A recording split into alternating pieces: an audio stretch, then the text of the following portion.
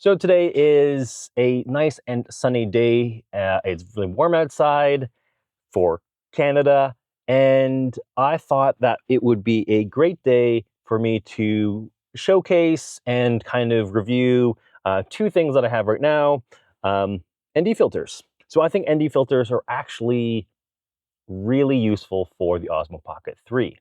For those who don't know what ND filters are basically sunglasses for your camera.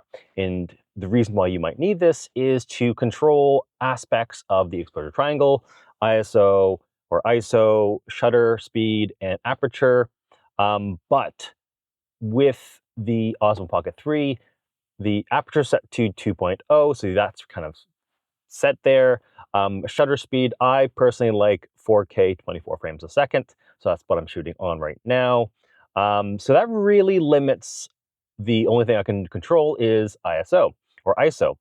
And with that, you are now limited to shooting in more controlled environments. And if you are shooting, let's say, outside, you're going to have issues with overblown highlights, like right now, because this is right now I'm shooting without an ND filter on. Give me 1 second. And there we go. So you can see now that the image is a lot darker, and I haven't changed anything. The ISO is still set, the aperture and the shutter speed, they're all set the same, and I'll probably have it down on the screen below because I can't remember what the ISO is set at. But yeah, so basically it helps you capture the right exposure out of the camera without having to change settings or having to change it in post, which gives you a lot more flexibility. So the ND filter I have right now is the K&F Concept 4-pack ND filters. So the ND filters come in 4, 8, 16, and 32. What that means, it's a 2, 3, 4, and 5 stop ND. So basically, that's how many stops of light it stops. This pack comes with all 4. It ranges from roughly around $45 US or $50 Canadian. I got it off of Amazon for a pretty good deal, so I'm pretty happy with that. The PolarPro kit that I have here is their Vivid line. So it has the ND filter as well as a polarizer built in. This one comes with a 8, a 32, and a 128 stop. So a 3, 5, and 7 stop strengths. Now these ones come in at nearly double what the K&F filters come at. So the PolarPros come in at 80 US and about 110 Canadian, where the K&F filters come in at about 45 US, 50 Canadian. So does that mean that the PolarPros are twice as good? Don't know. We'll see. All right, so this is my second attempt because, as you can see, I'm blown out. I actually had to drop the ISO a little further because, yeah, I'm blown out. It's about noon-ish. I'm in my local park, and yeah, you can't see me at all. I'm going to add in the, I'll try to take it out one-handed. Of course it is. The ND32 from K&F Concept. So now you can see me. I am visible. I don't know if you can see. Let me see if I can stop. There it goes. I can drop myself. You can start seeing the sky is not blown out. My face is still pretty highlighted. But again, I think it is definitely usable. So 4K 24, ISO 50 with 1/50 shutter speed. So this is with K&F Concepts. I think it's doing a pretty good job. What do you think? All right, here I am again, back to without an ND filter on. Sun is basically right in front of me. You can barely see me. Okay, I'm gonna put on the PolarPro Vivid line at ND32. And there I am. I'm good. I look pretty clean. I hear people in the background. I'm in my local park. Yeah, so I think this is pretty good. ND32 is a pretty good strength. Yeah, let's go find a bench. All right, so I found myself a bench, and people, dogs, and birds everywhere, so I apologize.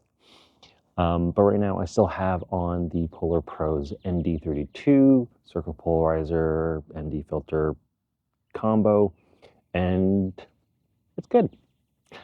Now, both the K&F Concepts as well as the PolarPro are doing really good jobs at keeping it exposed properly, so they're doing their job. But there are pros and cons for both.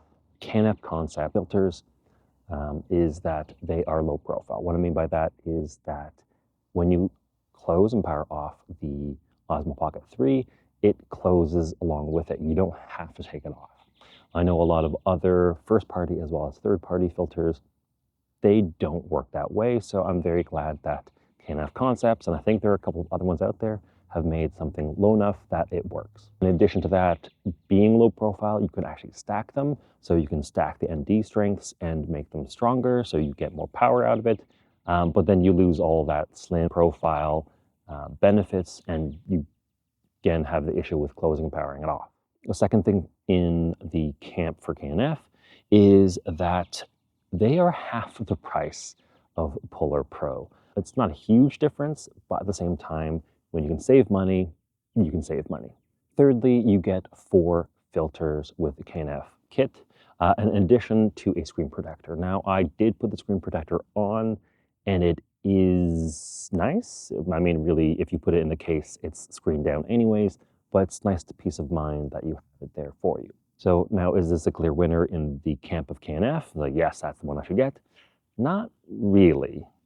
So PolarPro has it going for it that it is 3, 5, and 7 stop instead of a 2, 3, 4, and 5 stop, meaning you get a wider range of ND strengths, and you get a wider range to use, which gives you more flexibility.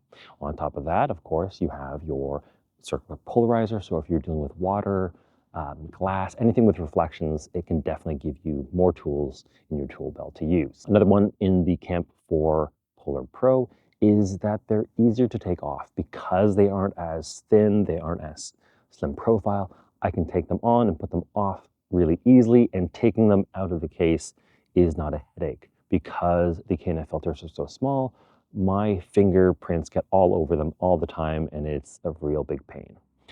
So having them a little bigger makes them easier to handle, makes them easier to use. Overall, both of them do a very good job at keeping my exposure correct.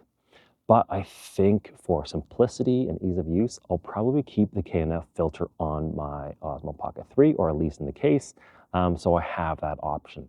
Is it the best? No. But for how often I shoot outside, which isn't very often, I think it's a good option to have, just in case. But what do you think? Is the K&F's price to performance ratio good enough to keep on, or do you think you'd go with the PolarPro? Leave your comments down below.